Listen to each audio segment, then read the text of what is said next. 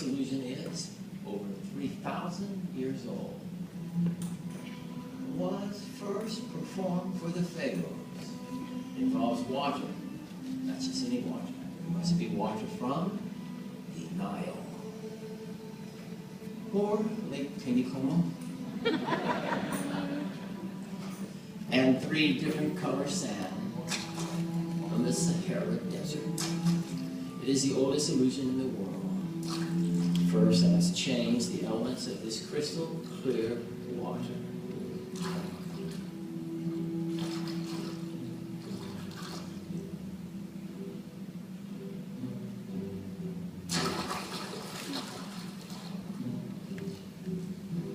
Next, I will add to this dry red sand. Red sand from that part of the desert where the hot sun beats down all day long. The blazing hot sun upon the surface of the sand makes the sand so hot, the camels must walk very quickly. I add to this dry blue sand. Blue sand from that part of the desert where there's a small oasis. And those hot, tired camels, they drink and drink and drink. Cool, refreshing water all day long. Drink, drink, drink. Camels love water. They have a hump they have to fill. And last, dry yellow sand. Yellow sand from that part of the desert where the camels sit. I think you guys are taking this stuff too seriously.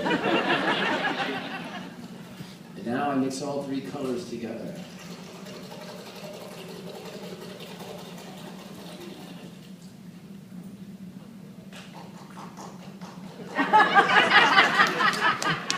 Haven't done anything yet. I'll let you know when. Now I'm in the front. Please call out your favorite color between red, yellow, and blue. She said blue.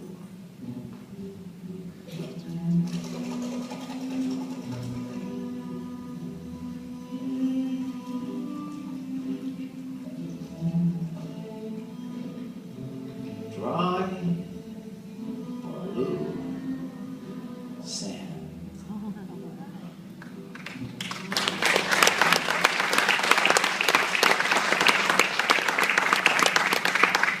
Ma'am, your favorite color between red and yellow?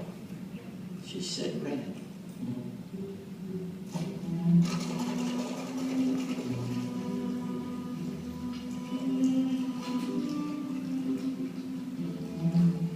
Dry red sand.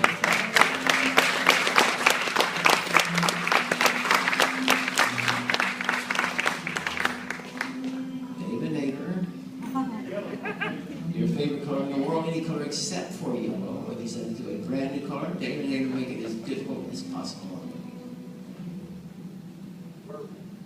Purple.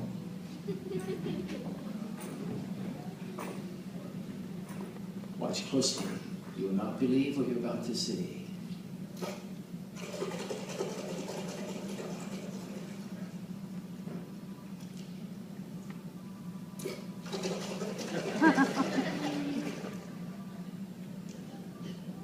Dry purple color sand, which now magically changes to yellow.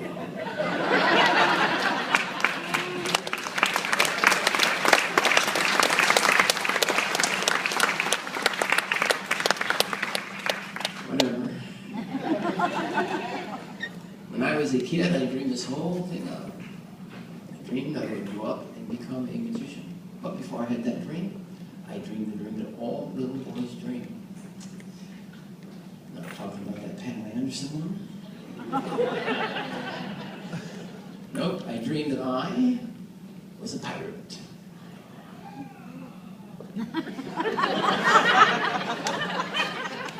Mexican food will do that.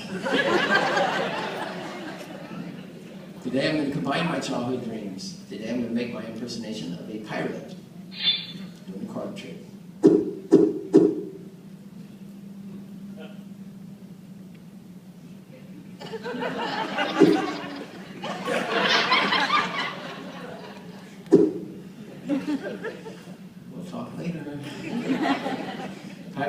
deck of playing card.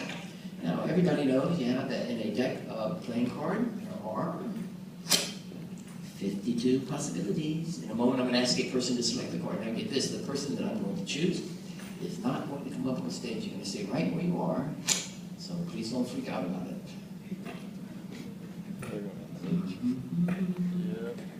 Well, hello there, you're Mrs. David Maker, aren't you? Hi, what's your name? Hi, Vicki. Make a point finger there, please.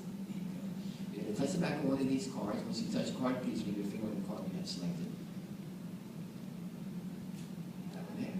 Perfect. I'll bring it to the top. Have you leave your finger there, Vicki, to make sure that the fishing takes place in your card. So look at it, memorize it. While my head is turned, pull it up in your letter. Everyone see it. Once you've done that, place it face down on top of the deck. Perfect. I'll cut the deck, make your card get off somewhere in the center. I keep the cards high above my head so that you can keep your eye on them all the time. So pirate music, please. This, my friends, is not an ordinary deck of playing cards. No, the 52 of my most loyal pirate crew. On my command, each and every one of these obedient pasteboards are going to jump, leap, spring up into the air out of this box. And when they do, I'm going to locate little Vicki, neighbor's card, with the tip of my sword, just like a pirate. Watch closely.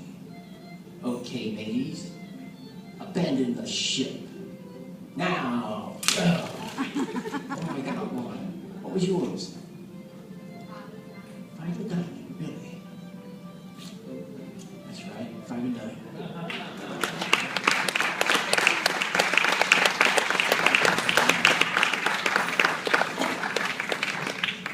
Every family has a crazy uncle. And my family is no different. Except that I don't have one, I have 2. And the names are Mark and Dave. Mark and Dave. On a pub in the first quarter of New Orleans. Mark and Dave, if you ever meet them, you're going to learn what the whole family already knows. They love to talk. Tell stories, really. I enjoy the story that we tell often about the day that a magician entered their establishment. Now, as your story goes, the mysterious stranger, he performed the ultimate saloon magic trick, which is the reason it's called the bottle and the glass trick. The idea of the trick is simple, really. It's to make the two objects completely change places with each other, but without touching them. In other words, to make the glass go from this side of the table to this side, to make the bottle go from this side to the... Oh, sorry, I messed up. I seem to pack too many bottles. I'm going to have to start over. I do need you to pretend you didn't see anything. Whoa, I can see the disappointment in your faces. I should explain. You see, when performing magic with breakable objects such as glasses, bottles, babies, you have to pack extra in case there's an accident. Let's get down to business.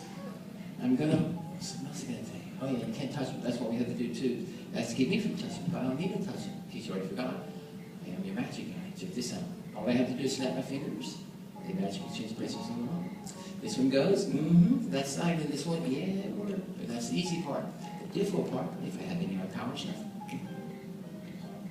making them go back. This trick works better if the audience has consumed the contents of the bottle. Otherwise, they never do believe me when I tell them it really is very easy to make them change places. But it's more difficult to make them go back.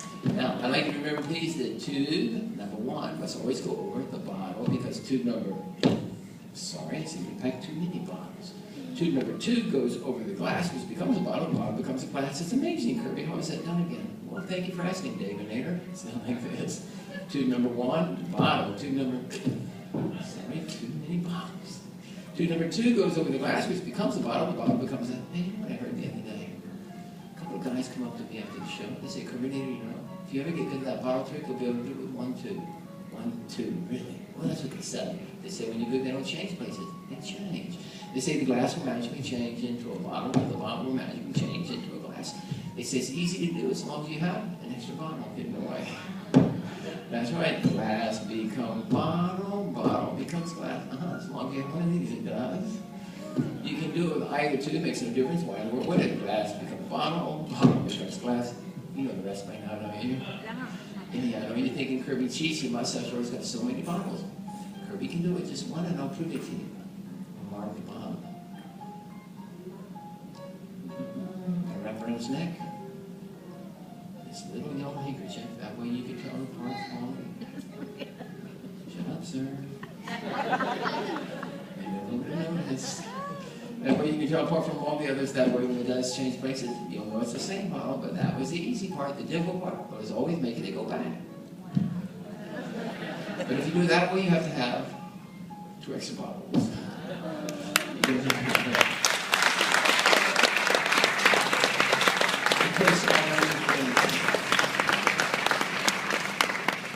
Ladies and gentlemen, today what you have witnessed is just illusion. No matter how convincing it may have seemed at times, especially when it appeared as though Bambi could see things and know things without the use of her eyes. That can't be done. Not by me, not by Bambi, not by anyone. There are no real psychics, no real magic. The only real magic are the miracles that God has created for all this joyous day. In just a few minutes, Bambi will be in the lobby, and she'd love to say hello to each one of you if you have the time. I'd share with you today what has taken me my entire life to learn. Before I say goodbye, I'd love to share with each one of you the most important part of my life. When I was just a kid, I used to always look forward to summertime. Not because I knew that I'd be playing with the other children, but because I knew that I'd be spending my entire summer vacation in Congo, Texas, with my precious grandmother. We would work in her garden together, can tomatoes, bake cookies. But in the evening, that was the best part. In the evening, we would sit on her porch in that old porch swing. She would tell me Bible stories while she did it. I really miss my grandmother. I will never forget my last summer. She said, Kirby, life is a lot like a thread. It is so very, very fragile. You know, sometimes our lives may seem broken and fragmented. There may be times it seems all hope is broken. Times when our happiness is just ripped away. Even times when our faith in God becomes frayed and twisted, we feel all alone in a tunnel of darkness.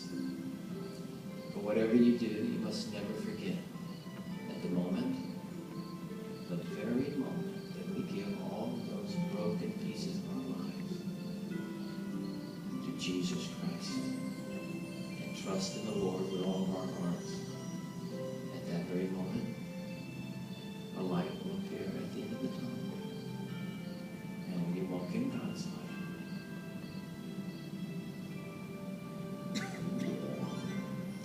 He will make you whole again.